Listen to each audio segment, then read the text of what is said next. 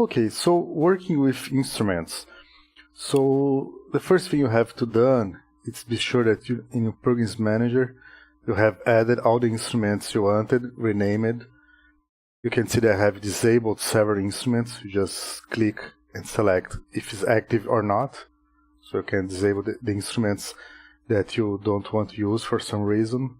In this case, I'm disabling all my cakewalk sonar instruments that doesn't work on other hosts but cakewalk sonar.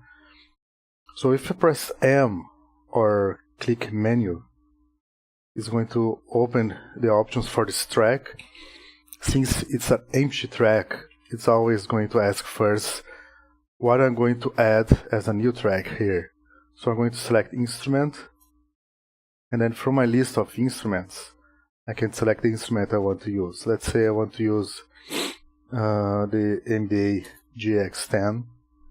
I just like this one for some virtual analog sounds. And the settings here are very simple. I have the volume for the instrument, the panning, the selection of instrument, because what happens, let me exit this page on my track.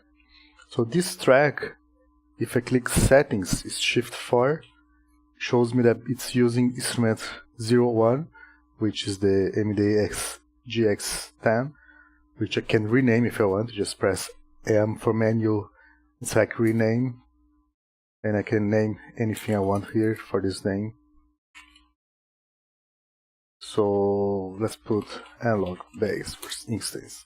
So this track is using the analog bass, and here I can set up my 8 effects, and on the next page I can select the program for the instrument. So if I use up and down, by default it's going to select the next and previous sound.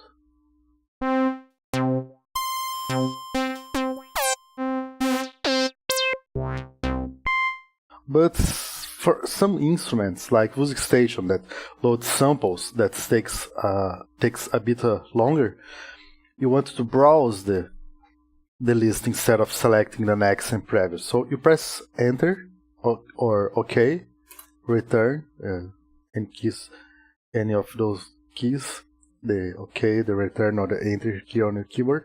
And now up and down we select the program page instead, and we will not select the instrument. So you can see that it's not selecting a new program. Sorry. To select a program, let's say I want the 303 square bass. You can see that it's a number 1 and 2. I have to use the numbers 1 and 2 on my keyboard. Now I have selected.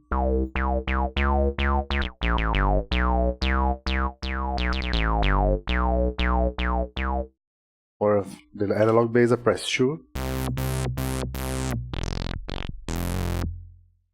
Or I just press down to select another one, and I press 1 again. And to go back to the next and previous setup, I just press the OK, return, enter key again, and now it's back to up and down for previous and next.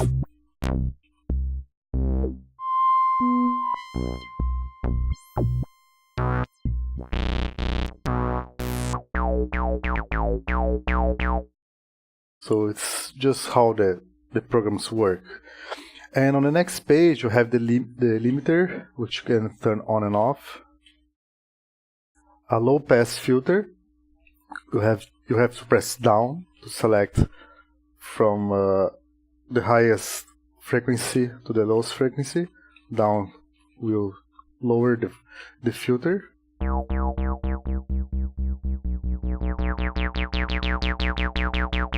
And up will raise the filter. And the high pass is the contrary, because you are on the low part here, and you press up to start filtering from low to high.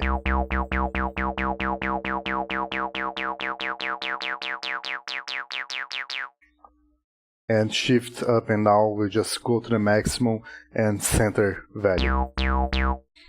And the 6 equalizers here, they can boost or lower the volume.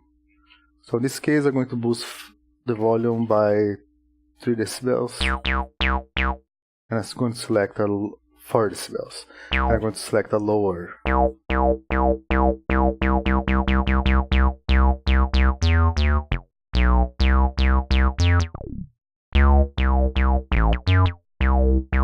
So now I'm boosting the lower frequency.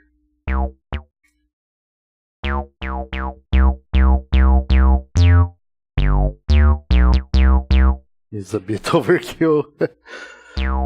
And on the next page we have the selection for what bus I'm going to use or output for this instrument. And I have the 4 sands that are located in the master area. If I go to the master area, I can see the 4 sands here and all the 8 buzzes. So let's go back to the instrument settings.